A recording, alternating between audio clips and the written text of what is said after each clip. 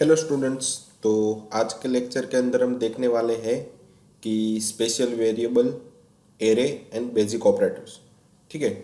तो Linux command के अंदर सेल प्रोग्रामिंग के अंदर हम यहाँ पे अलग से उसके जो वेरिएबल है, उसके जो ऑपरेटर्स है और उसके जो एरे है, ठीक है, उसके बारे में आज डिटेल में जानने वाले हैं। ठीक है। तो देखते हैं कि फर्स्ट ऑफ ऑल हमारे पास क्या है कि बेसिक ऑपरेटर।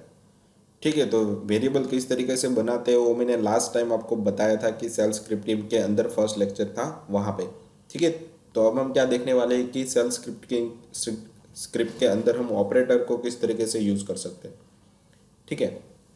तो यहाँ पे अलग अलग तरीके के ऑपरेटर आपको दिए गए हैं जो सिर्फ सेल प्रोग्रामिंग के अंदर या फिर यूनिक्स के अंदर ही यूज़ किए जाते हैं। तो यहाँ पे वेरियस टाइप ऑफ ऑपरेटर है। ठीक है। तो फर्स्ट ऑफ ऑल तो आपको सबको पता ही है कि एरिथमेटिक ऑपरेटर जिसके अंदर प्लस माइनस ये सारी चीज़ें आ जाती है।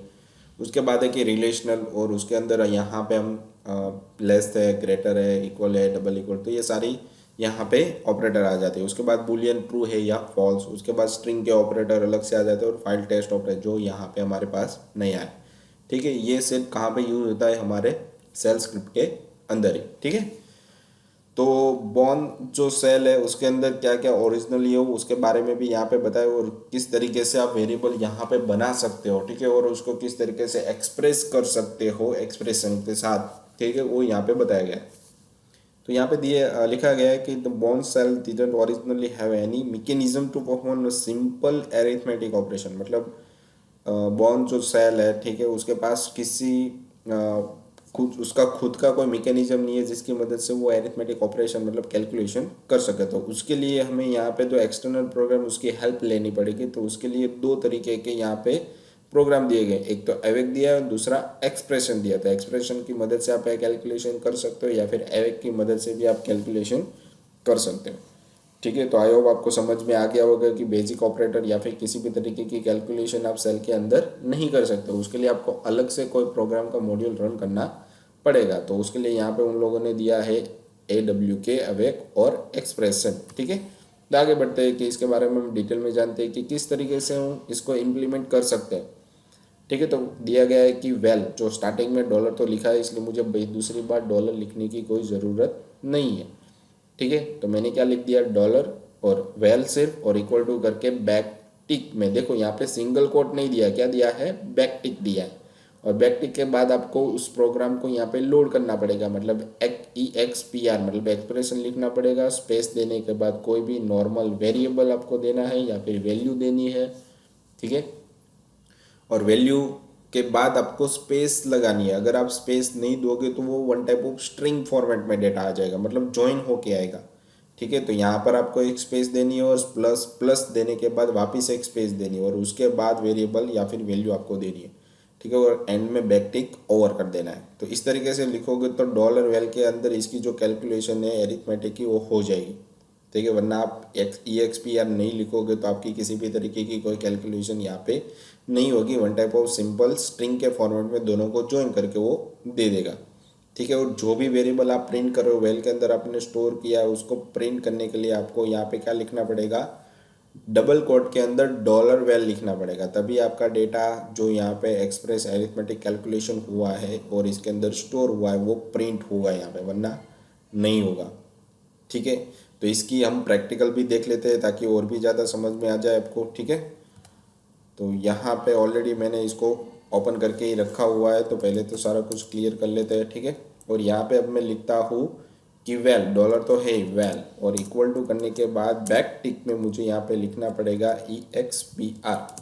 ठीक है। और कोई भी यहाँ पे नंबर दे दो, 7 स्पेस प्लस 7 और स्पेस, उसके बाद वापस कोई नंबर, और बैक टिक को यहाँ पे कर देना है क्लोज। तो ये दोनों का जो सम है एक्सप्रेशन की मदद से 7 + 8 दोनों की मल्टी एडिशन हो जाएगी और वो वेल नाम के वेरिएबल के अंदर स्टोर हो जाएगी। जैसे एंटर दोगे तो आप उसको प्रिंट करवाना है तो उसके लिए क्या करोगे, इको के अंदर डबल कोट के अंदर डॉलर वेल लिख दोगे या फिर आगे आपको जो भी लिखना है टोटल इस तरीके से। ठीक है। जैसे ही आप एंटर दोगे तो आपका आउटपुट यहाँ पे 15 आपको मिल रहा है। तो इस तरीके से कोई भी कैलकुलेशन आप यहाँ पे कर सकते हो। ठीक है। पर आपने यहाँ पे स्पेस नहीं रखा तो आपको सिर्फ वो ज्वाइन करके देगा। ठीक है, देखो यहाँ पे आउटपुट क्या आ रहा है, टोटल इक्वल टू 7 + 8, जैसा आपने लिखा था वैसे ही आपको प्रिंट करके दे रहा है। तो आपको खास याद रखना है कि वेरिएबल आप कभी भी बनाते हो, ठीक है, मैंने डेटा नाम का एक वेरिएबल बनाया तो बैक टिक में यहाँ पे EXPR और यहाँ पे कोई भी नंबर दो, उसके बाद स्पेस देनी और उसके बाद आपको ऑपरेटर यहाँ पे देना है। जैसे मैंने यहाँ पे माइनस कर दिया और दूसरी को यहाँ पे वैल्यू दे दी, जैसे मैंने यहाँ पे दे दिया 3 और बैक टिक को बंद कर दिया, तो इन दोनों का कैलकुलेशन हो जाएगा और -3, ठीक है, 90 में से -3 हो जाएगा और 16 डेटा के अंदर स्टोर हो गया। मुझे इसको प्रिंट करवाना है तो क्या लिखूंगा मैं कि subtraction equal to dollar data, double quote यहाँ पे ख़त्म कर दिया, तो मुझे यहाँ पे आंसर मिल गया। ठीक है, तो इस तरीके से आप सारी कैलकुलेशन यहाँ पे कर सकते हो। ठीक है, तो ये थी हमारी बेसिक एरिथमेटिक ऑपरेशन। ठीक है, तो आगे बढ़ते हैं। तो यहाँ पे बहुत सारे तरीके के एरिथमेटिक ऑपरेशन आपको यहाँ पे दिए हुए हैं, उसकी मदद से क्या होता है वो भी यहाँ पे आपको परफेक्टली कैलकुलेट करके साइड में दिया हुआ है। तो यहाँ पे उसकी जो एडिशन है, उसकी साइन है, ऑपरेटर वो दिया है, उसकी यहाँ पे डिस्क्रिप्शन दी हुई है और यहाँ पे किस तरीके से उसको लिखते हैं वो भी यहाँ पे मेंशन आपको किया हुआ है। ठीक है, आई होप आपको समझ में आ रहा होगा कि इस तरीके से आप डेटा के अंदर वैल्यू ऐड करते हो। ठीक है, अब मुझे वेरिएबल की मदद से सारा कुछ कैलकुलेशन करना है, तो मैं यहाँ पे क्या करूँगा। ठीक है, अब देखो मैं यहाँ पे क्या कर रहा हूँ कि डॉलर तो है ही, ए इक्वल टू यहाँ पे मैं डाल देता हूँ 10, बी इक्वल टू यहाँ पे मैं डाल देता हूँ 20। अब मैं यहाँ पे क्या करूँगा कि डेटा मतलब यहाँ पे सम इक्वल टू बैक टिक के अंदर dollar A plus dollar be back tick over. ठीक है,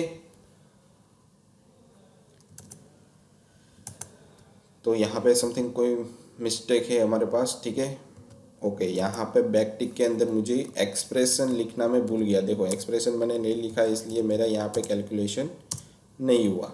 ठीक है, अब मैं सम को जैसे ही प्रिंट कराऊंगा तो मुझे यहाँ पे आंसर मिल जाएगा। इको के अंदर सम इक्वल टू डॉलर सम, देखो आंसर आ गया 30।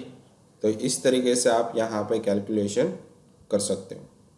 तो आई होप आपको समझ में आ गया होगा कि किस तरीके से कैलकुलेशन यहाँ पे करनी है। ठीक है, तो बाकी जितनी भी यहाँ पे फंक्शनलिटी आपको दी गई है वो सारी अप्लाई करनी है, पर एक चीज़ और, ठीक है, मल्टी डिवीजन करते हो तो सही चलेगा, पर स्टार आप जब भी लिखते हो तो उस टाइम पे आपको एक और कैरेक्टर यहाँ पे लिखना पड़ेगा, बैक स्लैश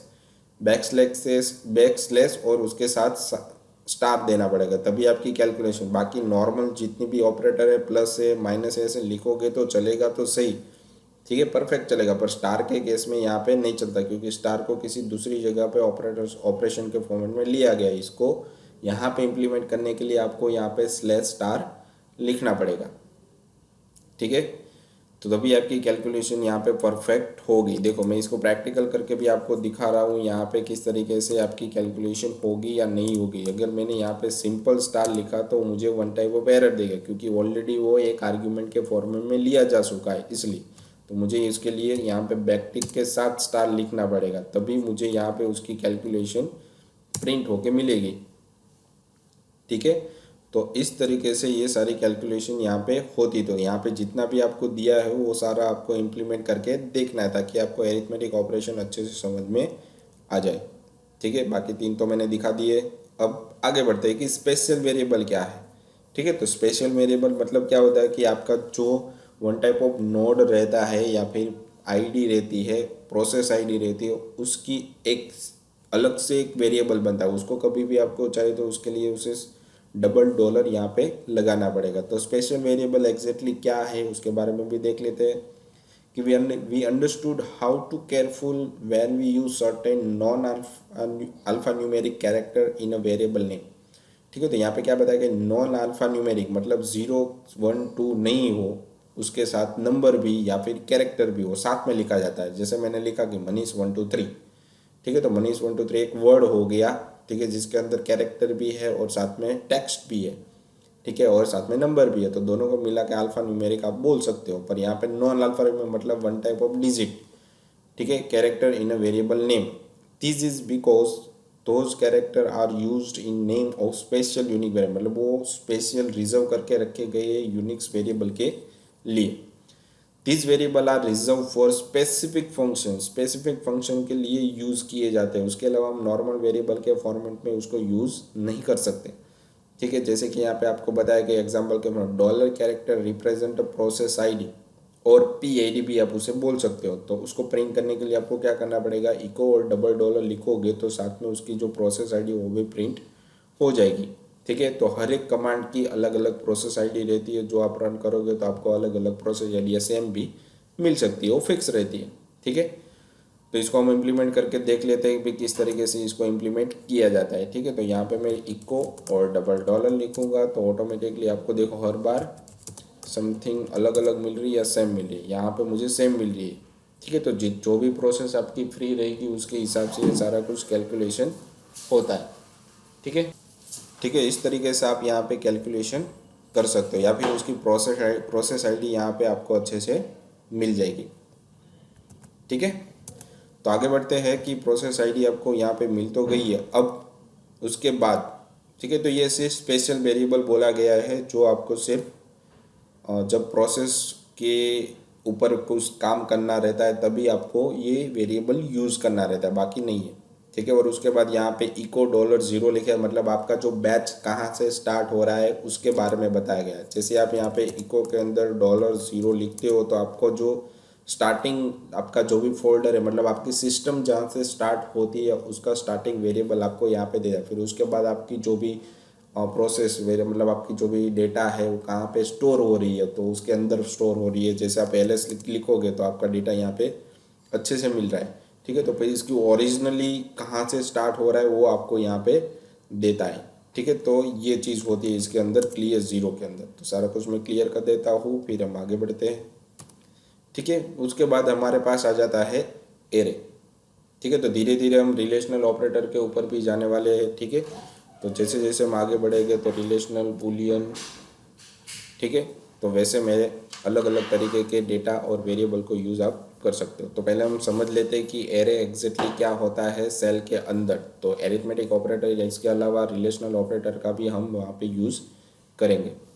ठीक है, तो यहाँ पे आपको बताया गया है कि एरे के बारे में कि a cell variable is capable enough to hold a single value, मतलब जो भी अभी हमने जो ऊपर यूज़ किया कि एक वेरिएबल के अंदर एक वैल्यू आप सिंपली स्टोर कर सकते हो, तो सेल उसके लिए इनफ है। ठीक है, तो वो वैल्यू होल्ड कर सकता है। This variable are called scalar variable, मतलब एक वेरिएबल के अंदर एक ही वैल्यू स्टोर होती है तो सेल के अंदर उसे यहाँ पे बोला जाता है स्केलर वेरिएबल। ठीक है, अब आगे दिया गया है कि shell support a different type of variable called an array variable. ठीक है, तो यहाँ पे जो वेरिएबल के अलावा सिंपल वेरिएबल है, सिंगल वेरिएबल है, उसके अलावा भी आप दूसरे तरीके के यहाँ पे एरे वेरिएबल है उसे यहाँ पे एरे वेरिएबल, मतलब बहुत सारी वैल्यू आप एक ही वेरिएबल के अंदर आपको डालना चाहिए। ठीक है, तो उसके लिए यहाँ पे एरे वेरिएबल का यूज़ किया जाता है। This can hold multiple value at the same time, तो एक ही टाइम पे एक ही वेरिएबल में बहुत सारी वैल्यू आप वहाँ पे डाल सकते हो। Array provide a method of grouping a set of variable, मतलब आप जो वेरिएबल का नाम दे रहे हो उसका मतलब हो जाता है कि वन टाइप ऑफ एक ग्रुप बनाना। ठीक है, ग्रुप के अंदर आपको जितनी भी वैल्यू डालनी है एक ही नाम के अंदर आप डाल सकते हो। Instant of creating a new name, आपको नया नाम बनाने की कोई ज़रूरत नहीं है। ठीक है, नया नाम बनाने के अलावा बार बार उसमें मेहनत नहीं करनी, तो एक वेरिएबल बना दो और उसके अलावा एरे को यूज़ कर लो यहाँ पे। ठीक है, आपको बार बार वेरिएबल बनाने की ज़रूरत पड़ रही है तो उसके लिए यहाँ पे आपको नया वेरिएबल हर बार बनाना पड़ेगा वैल्यू के लिए। ठीक है, all naming rules discuss for sale variable would be applicable while naming array, जो भी वेरिएबल के वैल्यू आप डालते हो उस टाइम पे आप जो भी वेरिएबल बनाते हो, ठीक है, तो उस टाइम पे जो भी आप वैल्यू स्टोर करते हो तो उस टाइम पे जो भी वेरिएबल बनाते हो उसके अंदर जो रूल्स थे वही आपको यहाँ पे मेंशन करके रखने पड़ेंगे एरे के अंदर।